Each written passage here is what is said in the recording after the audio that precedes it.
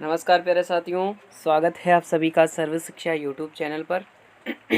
और मित्रों, आज हम जो क्लास पढ़ने वाले हैं उस क्लास का नाम है संस्कृत की रामबाण प्रश्नोत्तरी भाग नंबर 12, है ना।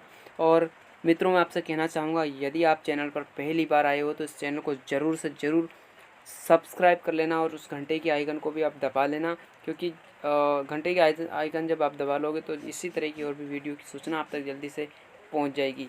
तो मित्रों, चलते हैं, हम आज इस सेशन की शुरुआत करते हैं। अगर आप सेशन पर पहली बार आए हो, चैनल पर पहली बार आए हो, तो चैनल को सब्सक्राइब ज़रूर कर लेना, है ना।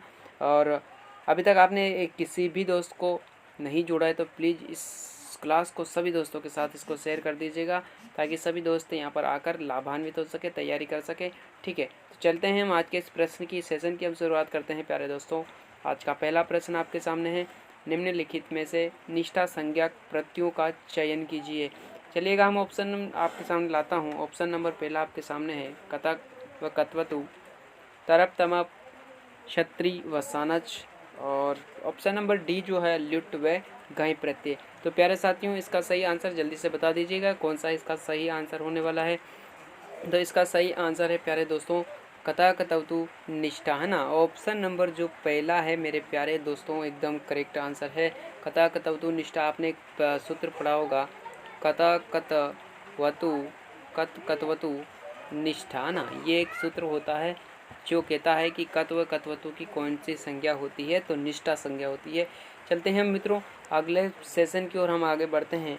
अगला प्रश्न आपके सामने है, संधि पद में लिंग है। देखिएगा, लिंग पूछ रहा है तो मित्रों संधि शब्द में आपको लिंग बताना है। ऑप्शन नंबर पहला है स्त्रीलिंग, पुल्लिंग, उपरोक्त दोनों, या फिर नपुंसक लिंग। तो इसका जो सही आंसर है प्यारे दोस्तों वो हो जाएगा पुल्लिंग, है ना। संधि जो शब्द में देखिएगा, जिस शब्द के पीछे विसर्ग अगर आपको दिख जाए तो वो हमेशा उसमें पुल्लिंग ही होता है, ये आपको ध्यान रखना है।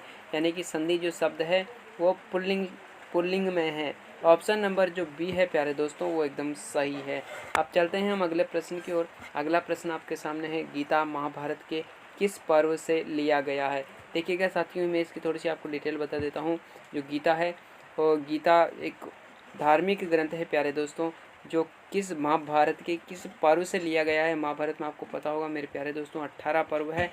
उन 18 पर्वों में से जो गीता है उसको किस पर्व से लिया गया है, ऐसा ये पूछ रहा है। तो चलेगा, हम ऑप्शन देखते हैं। ऑप्शन नंबर पहला है सभा पर्व, ऑप्शन नंबर बी है प्यारे दोस्तों भीष्म पर्व, आदि पर्व, या फिर उद्योग पर्व। तो इसका जो सही आंसर है मेरे प्यारे दोस्तों वो हो जाएगा अपना ऑप्शन नंबर जो बी है भीष्म पर्व, है ना।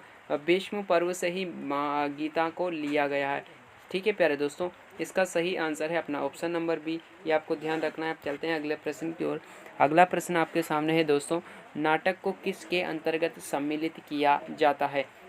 देखिएगा, नाटक को हम क्या कर सकते हैं, एक तो देख भी सकते हैं, है ना, देखते भी हैं प्लस सुनते भी हैं।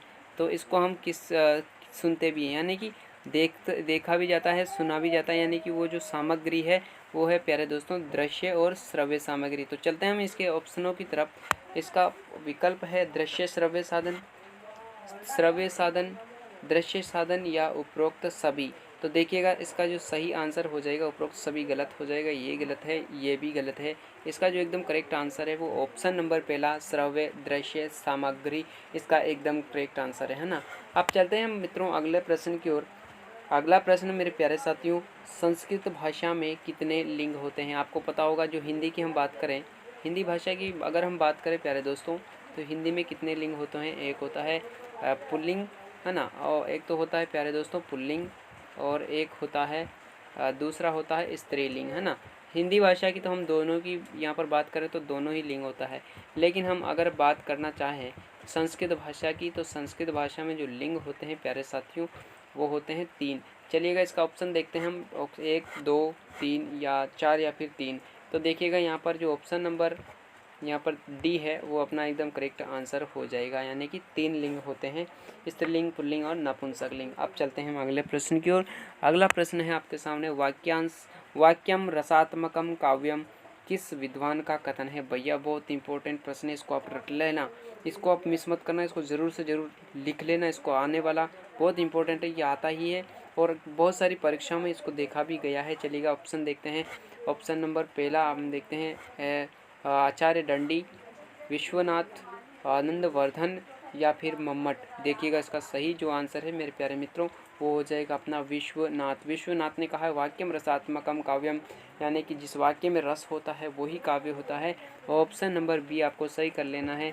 अब चलते हैं हम अगले प्रश्न की ओर।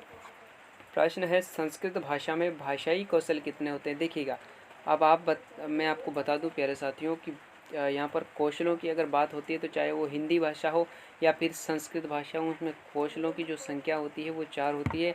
हम चलते हैं इसके ऑप्शनों की ओर। कितने ऑप्शन इसके हैं, 4, 5, 3, अगला ऑप्शन है 5 और 6। तो इसका सही आंसर हो जाएगा अपना ऑप्शन नंबर जो पहला है प्यारे साथियों 4 है ना।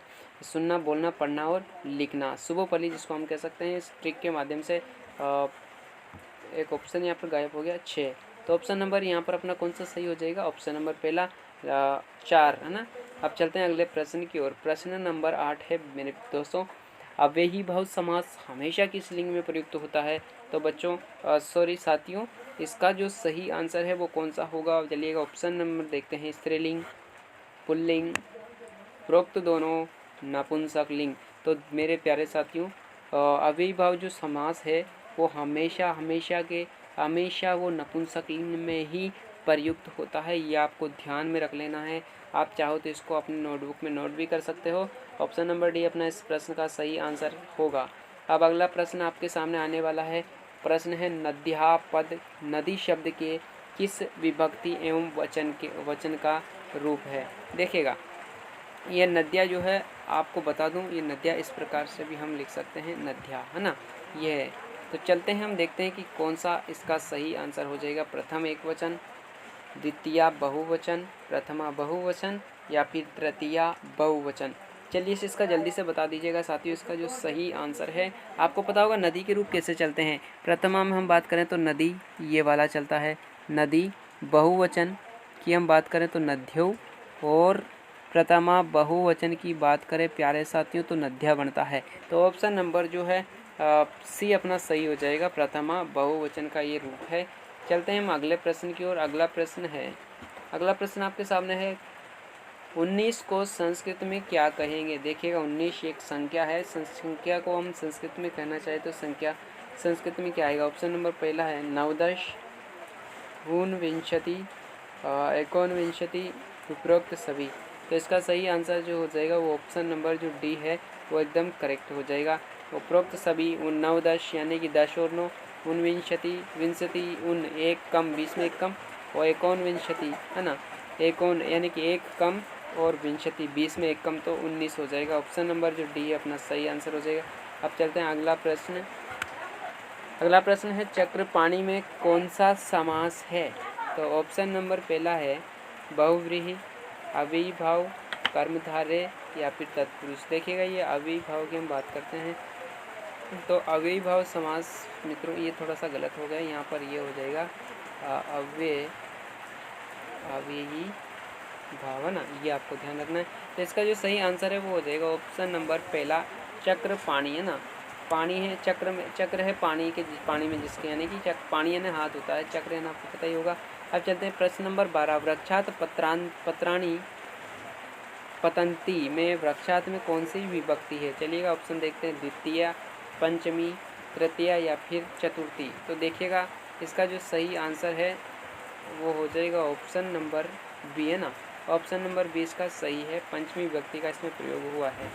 अगला प्रश्न है प्यारे साथियों, वयम जलम पाश्यामः का कर्मवाच्य होगा। देखिएगा कर्मवाच्य के कर्ता में आपको पता होगा अनुक्त कर्ता होता है, तो कर्मवाच्य के कर्ता में कौन सी विभक्ति आती है, तृतीया विभक्ति आती है। तृतीया विभक्ति का हम उसमें क्या करते हैं, प्रयोग करते हैं। तो चलते देखते हैं इसका सही आंसर कौन सा होगा। अस्माभि जलम पिबामि, तो अस्माभि जलम पाश्यते है, मह्यम जलम पिबती, अहम जलम पिबामी। तो देखिएगा ये हम बात करते हैं यहाँ पर ऑप्शन नंबर डी की, तो पिबामी गलत हो जाएगा, पिबामी भी यहाँ पे गलत हो जाएगा, ये पिबती गलत हो जाएगा। तो ये अस्माभि, वयम अस्मान अस्माभि, हम जल पीते हैं, हम जल को पीते हैं। तो ऑप्शन नंबर जो बी है वो एकदम करेक्ट आंसर है साथियों। प्रश्न नंबर 14 है, अभ्यंतर प्रयत्न कितने प्रकार के होते हैं। देखिएगा प्रयत्न 2 प्रकार के होते हैं, ये आपको ध्यान रखना है। एक तो होता है आभ्यंतर प्रयत्न है ना, एक होता है अभ्यंतर और दूसरा होता है बाह्य प्रयत्न। ठीक है, बाह्य प्रयत्न। तो यहाँ पर पूछा है अभ्यंतर प्रयत्नों की संख्या कितनी है। ऑप्शन नंबर पहला है 4, 5, 11 या फिर 9। तो इसका जो सही आंसर है वो ऑप्शन नंबर बी अपना सही हो जाएगा। ऑप्शन नंबर बी अपना सही हो जाएगा 5। आज इस सेशन का लास्ट प्रश्न है प्यारे साथियों। लास्ट प्रश्न शुरू करने से पहले मैं आपको बता दूं, यदि आपने चैनल को अभी तक भी सब्सक्राइब नहीं किया है तो चैनल को सब्सक्राइब जरूर कर लेना, बेल आइकन को भी दबा लेना, ताकि आने वाली जो अपडेट है वो आप तक जल्दी से जल्दी पहुंच सके। मित्रों, अगर आपके कोई सुझाव, आपके कोई प्रश्न इस सेशन में आप शामिल करना चाहते हैं तो मैंने कमेंट बॉक्स में डिस्क्रिप्शन बॉक्स में आपके लिए व्हाट्सअप नंबर दे रखे हैं, उसको आप मेरे तक सेंड कर सकते हो, ताकि आने वाले सेशन में आपके सामने उसको आपको उन विचारों को मैं शामिल कर सकता हूँ। चलेगा, आज का प्रश्न की हम और बढ़ते हैं। आज का प्रश्न है, अंतिम प्रश्न अष्टाध्यायी के लेखक है। ऑप्शन नंबर पहला है पाणिनि, कात्यायन, पतंजलि या फिर भट्टोजी दीक्षित। तो देखिएगा, यहाँ पर बात करते हैं पाणिनि इसका सही आंसर है साथियों। कात्यायन को हम वररुचि भी कहते हैं। वार्तिक इन्होंने लिखे हैं। पतंजलि ने महाभाष्य लिखा है। क्या लिखा है प्यारे साथियों? महाभाष्य के ये लेखक है। और भट्टोजी दीक्षित नाम आपको पता होगा, सिद्धांत कौमुदी इनकी रचना है। तो इसका सही आंसर है अपना ऑप्शन नंबर बी। तो ये था आज का सेशन प्यारे मित्रों। आज का सेशन आपको कैसा लगा? अगर आपको आज का सेशन आपको पसंद आया है तो चैनल को सब्सक्राइब करके जाना, बेल आइकन को दबा के जाना। ठीक है, तो चलेगा, आज के लिए इतना ही प्यारे साथियों। धन्यवाद।